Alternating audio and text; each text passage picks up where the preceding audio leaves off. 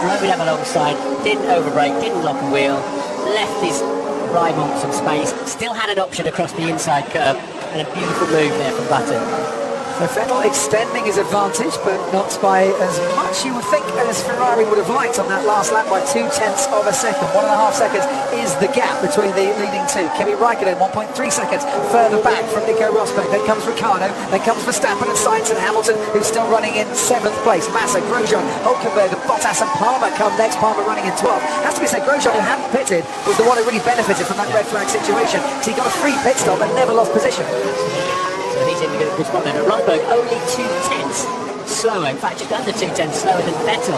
This has been an inspired move from Mercedes-Benz, and as Ted said, it's a little bit odd that Ferrari went super soft again. Well, they obviously thought they had the pace to extend the advantage and to keep ahead. But in a way, soft makes no sense at all, does it? Because they're not going to get into the end. So you might as well go super soft and stop and take the grip, or go medium like Mercedes have done and hang it out there for a long time. When you've got track position, when you're leading the race, then you might as well try and go to the end, unless you think that they can't get to the end. And as Ferrari think there's no way they're going to get to the end, and Rosberg's going to be really struggling wherever he is in the last 6 or 7 laps. Sunset here is 7:31 p.m, so plenty of time to get this race finished. With daylight, it's not going to be an issue with the red flag. Actually, they sorted that out pretty quickly, didn't they? What's that? Into the pits comes Kimi Raikkonen. Something happened. Broke something. Okay, understood. Kimi understood. Pull off where it's safe. Dave Greenwood is race engineer with a tint of disappointment. Fire in the airbox, look. Yeah, there is. The engine, something has gone with the engine. Ted, you're down there. Yeah, really nasty smoking. Kimi's just started. There's a little fire coming out of the top of the airbox. Come on, someone give me the extinguisher. Well done, Australian marshals. Good work. Ferrari were very slow with any of their extinguishers. Now they're just pouring extinguishment into the airbox. Kimi Raikkonen, nonchalant as you like. He's not exactly rushing out of that Ferrari, even though there's flake coming above his head. Just steps out. Another disappointing start to the season for Kimi Raikkonen. Why does he always get the unreliability in this Ferrari? Oh well, that's it. They're down to 1. And I hate to say it, I think Sebastian Vettel's on the right. There's another reminder that if they use this Halo system next year above the driver's head, they need to be able to get it off very quickly indeed. And for the 2nd year running, Kimi Raikkonen retires from the Australian Grand Prix and is running in the podium positions. It's actually his 3rd retirement in the last 5 races. You put it this way, if he wasn't wearing a crash helmet, he would have had a singed hairstyle at the back of his head there. And isn't a good job for Ferrari that because of 21 races this year, they've got 5 engines to use rather than the 4 they would have had instead. Vettel's had to get on with it. He realised he's knowing him. He's looked in his mirrors and seen what tyres the Mercedes got on it. He's plenty of capacity to have a look around him. That man's twice 4-time world champion, but he's just pulled a 2nd on Rosberg. Vettel knows now with the tyres that have been chosen, his only way to win this race is to get down the road. Attack and attack and attack, as Valtteri Bottas is doing to Nico Hülkenberg at the moment. Bottas running in 10th place, Hülkenberg running in 9th because of Raikkonen's retirement. Daniel Ricciardo moves up into the podium places, which has suddenly got around about 90,000 Aussie race fans sat on the edge of their seats or standing on their tiptoes here at Albert Park, and they'll be cheering him on and giving him even greater encouragement, I'm sure. Ricciardo runs 3rd, behind Rosberg, behind Vettel, who is still getting a bit of a poke on out in front and trying to extend that gap as we look down on the road that runs parallel with the lake. Park on a Sunday afternoon that would normally be nice, peaceful and quiet, but today reverberating to the sound of the 1.6 litre V6 turbo engines, the F-18 fighters, the planes that we've had coming over. It is anything but peaceful and quiet really here in Melbourne this afternoon. What makes Ferrari's decision even more strange with Vettel's tyres is they went in a new set of super soft because he didn't have another new set available. He had one and he put them on, hadn't he? Yeah. So it's only going to get 10 to 15 laps, as we saw. Most people stop 12, 13 laps into the first part of the race, some on 11 even.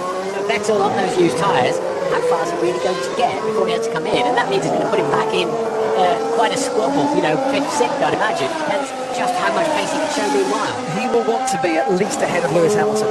If he's behind Hamilton, that really is game over for him here this afternoon. So he would want to certainly get ahead of that. At the moment, he's got around about a 13-second advantage over Hamilton. To be fair to him, the way that car's shaping up there, Martin, he's looking like he's in a man in a hurry to get past Carlos Sainz here, because the last thing Hamilton wants on the medium tyre is to get bogged down behind a couple of Toro Rossos on the soft tyres that are going to go for quite a while to come yet. On the same strategy as his teammate, he's now 10 seconds behind Rosberg, so if he's going to win the race, he's got to clear these cars and get on with it. At the moment, he's nailed on for second at best. Ted, down to you. Okay, so if it's lap 25 now, so I think Vettel's got another, 12 laps? If the tyres will make it to try and get this gap. But let's not forget, even if he doesn't get the whole gap, which he probably won't, he will rejoin and put on a new set of soft tyres, which he has got in his allocation. And then he'll be fast at the end of the race. He'll have to do some overtaking though, won't he? Guys, yeah. If Rosberg then takes the lead, Rosberg's medium tyres are fading towards the end. You see how hard overtaking is here. So stay with this, everybody. It's going to be good at the end. Yeah, and I'm assuming it's going to be a 57-lap race. I am trying to work it out with less than 1 hour, 20 minutes to go on the 2-hour race time clock. I think we should get all 57 laps in. If we get a safety car, that might change again. We get another safety car, that might change again. Now, Marcus Ericsson could find himself in a spot of bother with the stewards in a moment, because they're investigating him, as you can see there, and investigating his crew for working on the car at the 15-second signal. That normally is a slam dunk case whereby you get a very severe penalty under the regulations. I think you might be looking at a 10-second stop and go penalty for that one, Martin, if indeed they were. Yeah, they could give him drive-through 5 second, 10 second, but that's just like on the grid. They can't have mechanics near the car. This goes back decades for mechanics getting run over. You can't have mechanics working on the car as the rest of the pack are about to drive away. If they were doing it right at the start of the race, he'd be forced to start from the pit lane. And they push him into the pit lane, and that's a new regulation for this year, and he's got a drive-through penalty. I can tell you the stewards have given him the third most severe of the 4 general penalties that you get under the regulations. So a drive-through penalty, he's going to have to come into the pit, drive through, rejoin the race. They can't work on the car, change any tyres or anything like that. As we look down on the Williams now, still chasing the Force India of Nico Hülkenberg is Valtteri Bottas. And Williams, the same this morning, Martin, weren't they? We're racing Force India here today. The trouble with that Force India is when you race it, it's kind of a difficult car to get past. It's pretty slippery in a straight line, isn't it? And of course, he's getting DRS off the car in front anyway.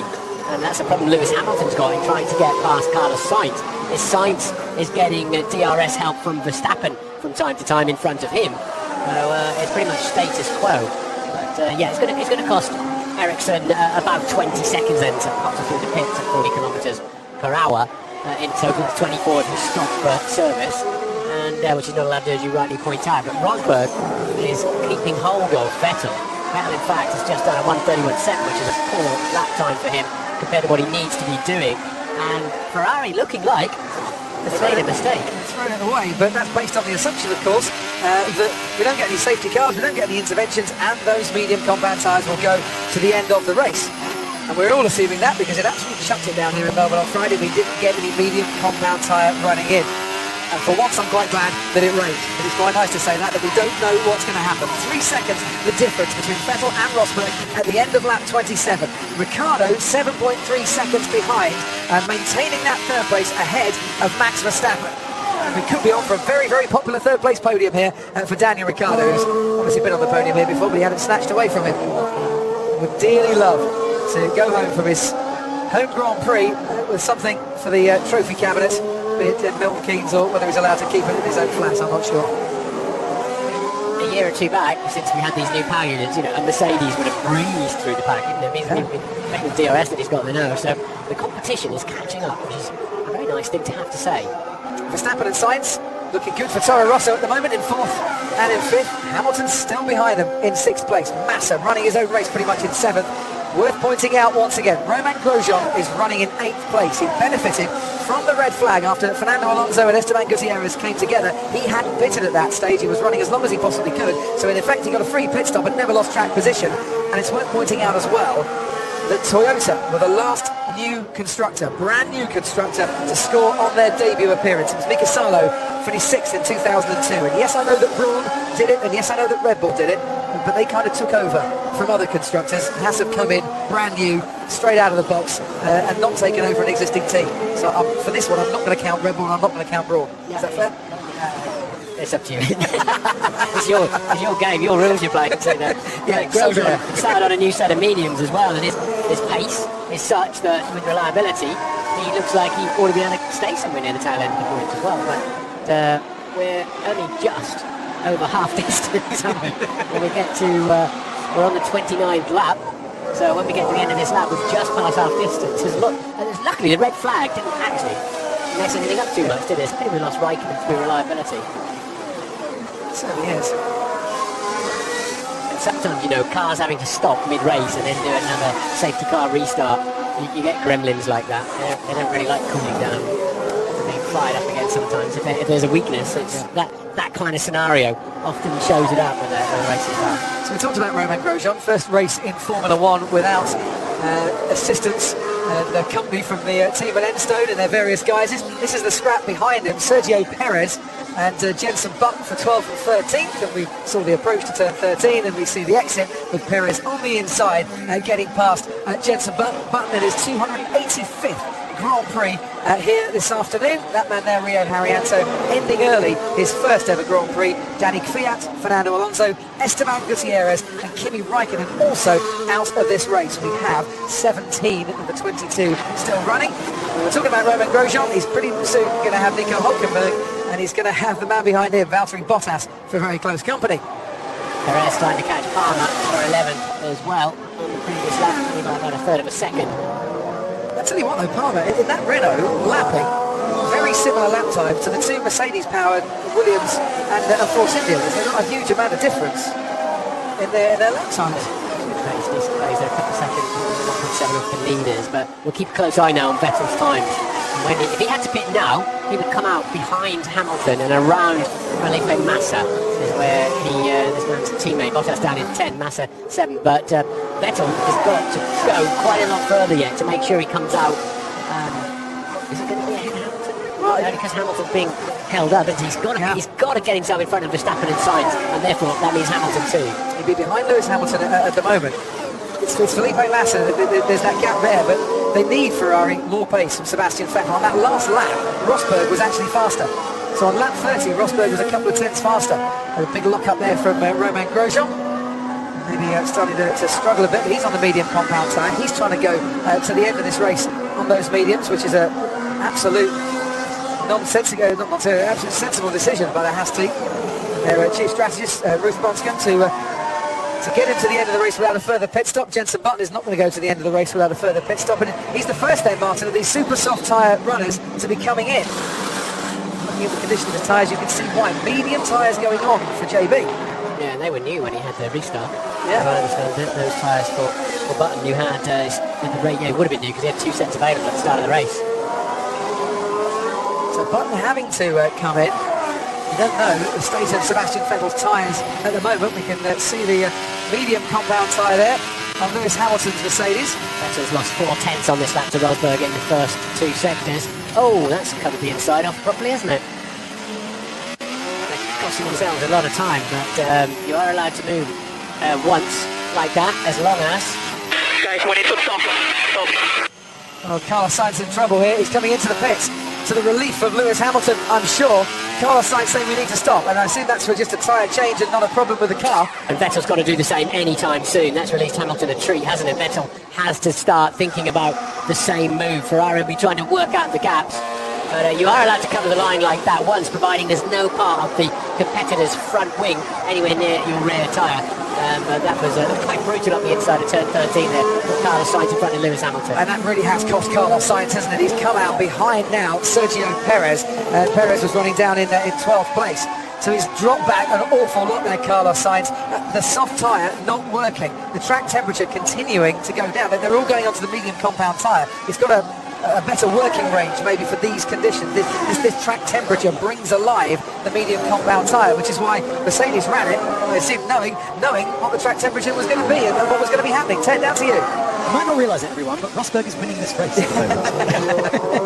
I think he realises it. He's doing just exactly what he needs to do strategically, and I'm just wondering, what Ferrari do next? Do they put the medium tyre on? They've got to, surely. Well, okay, by the evidence of Sainz, the soft isn't going to get them to the end of the race, but it would be quicker. It depends how long, I suppose, Martin. They can eke out where Vettel what he's doing at the moment. Medium looks like the right tyre, doesn't it? Because Mercedes have gone just fine on the restart. It's 2 steps different, but... Verstappen's in the pits now as well. Sorry to break in, Martin. And look, Mediums too. This is the tyre. It's the right tyre. but that's a late call from Max Verstappen, and maybe he's made the call for them because nobody was ready with those tyres. That's a very slow pit stop, and Verstappen is going to lose out here. As past our commentary box goes Julian Palmer, so he's at least coming out behind Palmer, and I think he's also behind Perez and Sainz as well. Yes, he is, as they flash through. So he's lost out to his teammate, and he's lost out to a load of others as well there, as Max Verstappen, by possibly making the call himself. Sainz all over Perez, trying to get past the Force India, and that might have wrecked his race. Didn't any good, did it? Palmer then up into the points. Daniel Ricciardo in a nice position now, but with those two Toro Rossos pitting, that's freed Hamilton up a treat. He is now heading towards P2 in this race, I think. You're right. Rosberg is in such a strong position. Ferrari made a critical mistake. Here goes Carlos Sainz on Sergio Perez. He's going to sling one down the inside. Oh, he locks up his brakes. They almost touch rear to front. Toro Rosso to Force India, and somehow the drivers managed to avoid each other as Carlos Sainz gets past Sergio Perez and up into 11th place, and he's a little bit more to go now to get himself off and into the points as we look at Sebastian Vettel and Nico Rosberg. The battle for the lead that was over 3 seconds has now the deficit been halved. How many times I said I have problems with the tyres? I wanted to pit first. That's Verstappen telling the team. I wanted to pit first. You pitted Sainz before me. I was telling you I had a problem, and you pitted Sainz, as I understand what he's talking about there. But if Vettel has to pit now, he'll come out behind Hamilton and in front of Massa. Ferrari have got to do it. They've got to do it and hope that Mercedes can't get to the end on these tyres. And once again, if you're just joining us, we'll repeat it. We don't know if Mercedes can get to the end on these tyres because nobody has seen the medium tyres in action before now. I quite like having, I'm enjoying having 3 types of tyre available for the Grand Prix because it's mixing it up a treat. Keeping people guessing. So Jos Verstappen, once again, looking on his son's progress and shaking his head and not very happy about what he's just seen. And that gap, 1.1 seconds. Now he's staying out, Sebastian Vettel. Ferrari keeping him out for that little bit longer. Well, to be honest, Rosberg is very shortly going to be in DRS range, and he's going to be catching Vettel even further. So they must be trying to get Vettel into putting the soft tyres on, into that zone, which we think will last 25 laps. Assuming the soft tyres, though, if they work. Assuming they are the best tyre in these conditions, Ted. Yeah, and Sainz, certainly on Sainz's car, they were not the best tyre. So this is just Mercedes' work over the winter, coming home and paying dividends in Melbourne, isn't it? They know this time, they know what it can do. They're sure, Mercedes is sure they can get to the end on this medium set of tyres. Let's see what Ferrari do. There's no point Ferrari coming in and putting the mediums on, is there? And Ferrari were quick in Barcelona on the soft tyre and winter testing, but very different conditions, different track. Just to change the subject completely, as we are going to get a pit stop for Sebastian Vettel. Just looking out of our commentary box window as a whole gaggle of cars just flash past, and by the naked eye, Martin, seemingly so much faster down this main straight than they were last year. I mean, appreciatively noticing the difference with the naked eye. Whether you're noticing that on the screen, I'm not sure, and watching the pictures, but well over 200 miles an hour down this main straight. They do look quick, but is Sebastian Vettel going to be quick enough on whatever tyres are now going to go on? Is it medium? Is it soft? I can tell you it's going to be the soft compound tyre that goes on to Sebastian Vettel's Ferrari as the team try and salvage what was a race-winning position. It's like they just didn't want to go anywhere near the medium compound, isn't it? But last year, the medium... Oh, they got a problem at the rear? A problem at the front, I should say. That was a slow stop. To compound the problem, that was a slow stop. 5.6 seconds. He was stationary. He still comes out ahead of Felipe Massa, but he's lost 2.5 seconds, Martin. Yeah, it hasn't cost him track position, but it has cost him a little bit of time again. So next man up the road then for him to try and catch is Lewis Hamilton, who is quickly hunting down second place man Daniel Ricciardo. And Ted, down to you, what happened? Yeah, they just couldn't get off it. There was no wheel nut was slow coming off that front left. And Ricciardo going nicely on the soft tyre, it must be said though, Ted. So, we haven't seen it. Let's talk more about Red Bull, shall we? You know, fantastic. They called it right at the safety car at the red flag restart. Here you go, replay. Yeah, they couldn't get that super soft tyre on, couldn't get the gun attached. It never rains, but it pours sometimes. And Maurizio Arrivabene shouting quite so loudly at the moment, is he? Fastest man on the track comfortably. Lewis Hamilton in third place. Suddenly, the sun starts to shine. The light's coming in. The track, he stopped looking at the gearbox of a Toro Rosso. That's that's made his afternoon a little bit better, hasn't it? Well, talking about bright things, the Hanso yellow for Jolyon Palmer and the Renault, the 116C, I think it is. The Renault corporate colours now has the two Toro Rossos behind him, Sainz and Verstappen, who was quickly caught up with his teammate. Probably quite glad that Jolyon Palmer's up ahead and maybe holding Sainz up a little bit. This is the battle for 9th, for 10th and for 11th. It reminds me of my beloved Norfolk, mustard. A bit of mustard in Norfolk, hot as mustard. King Naz. It's a great scrap. You've seen Palmer use his defensive skills to ward off Valtteri Bottas as long as he could. Well, he's now got Sainz and he's got Verstappen coming up behind him as well, and no way through into turn 3. Out in front, the gap is 8.4 seconds between Rosberg and Ricciardo. It's 11.4 seconds back to Hamilton. Hamilton just got a second faster than Rosberg on the previous lap. Plenty of time, 20 laps to go, and that pace to try and make up the difference.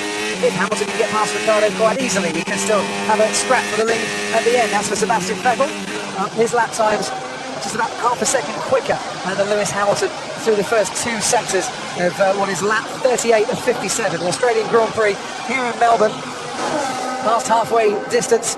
We've got 17 drivers still running. And Nico Rosberg on course to start this season the way that he finished last season and pick up a victory, assuming his medium tyres can make it to the end and assuming that he can still keep that pace and fight off his teammate, who the rate he's going will be right with him in around about 10.5 laps time.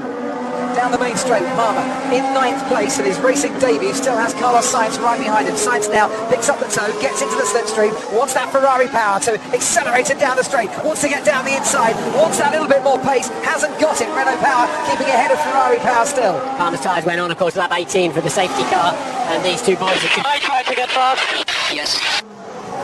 Verstappen, not for the first time ever, is saying, look, get him out of the way, I want to have a go here. Sainz wants to have a go himself. He's lost out a little bit there. He definitely held up his teammate over him and then had to back off himself. Palmer driving very wisely. He's not getting flustered with these two behind him, but they're about to get angry with each other and him. We've heard some colourful language from Max Verstappen once already this afternoon. I would imagine there's a fair bit more coming over the team radio, aimed at his teammates' benefit. But should Toro Rosso swap them round, I wonder? Let me try because it takes so long. Let's do it. I think they're saying, yeah, you can pass Sainz if you want and have a go, but I don't think they're telling Sainz to let him through. I'm not sure he's paying attention if they did, given previous history. Well, should Sainz be told to move aside? Should Verstappen be allowed to? Hamilton relentlessly catching Ricciardo. Hamilton now only 11 seconds off the lead. Down the main straight we come once again. Sainz behind Palmer, Verstappen seething behind Sainz, wanting to have a shot at the Renault, can't get past his teammate first. Once again, that Renault showing way better straight line speed this year, isn't it? Because he hasn't got DRS, Joe Palmer, and the two behind him have. And this is where Verstappen and Sainz almost tangled on the previous lap. This time around, Sainz is in the position to try and attack that Renault, and they stay Renault, Toro Rosso, 9th, 10th and 11th for that little bit longer. 10 down to you. So Daniel Ricciardo desperately trying to make his soft tyres work and last to the end of the race. It looks like he might not make it. This is really desperate for Red Bull. What do they do? They've got to try and get to the end, haven't they, on the soft tyres? He's losing a lot of space. He's going to lose that position to Hamilton, you would have thought, Martin. And then he's going to be in a big fight with Massa, who's on the medium tyres, and who we think can get to the end of the race. The trouble is, Ted, he comes out behind Felipe Massa if he stops now. I tell you what, it's all going to close up at the moment because Vettel's flying on those soft tyres, much quicker than Rosberg in the lead. Hamilton's catching Rosberg as well, so it's going to concertina up, and Vettel's pace at the moment is cracking, Ted, at 30.6 compared to, we've not got driver tracker up there. Come on, we have to do something. Yeah. Well, Max, last year you gave us some great overtaking. Let's see if you can throw one down the inside on your teammate this year. But it's often much more difficult to try to overtake your teammate in the same machinery than it is another driver driving another car, and thus it's proving so far. Especially, well, the driver you're trying to overtake is focused on the car in front of him and not you. You can't mug him. You can't just send one up the inside because he may not see you. Push. I am pushing. Don't tell me to push.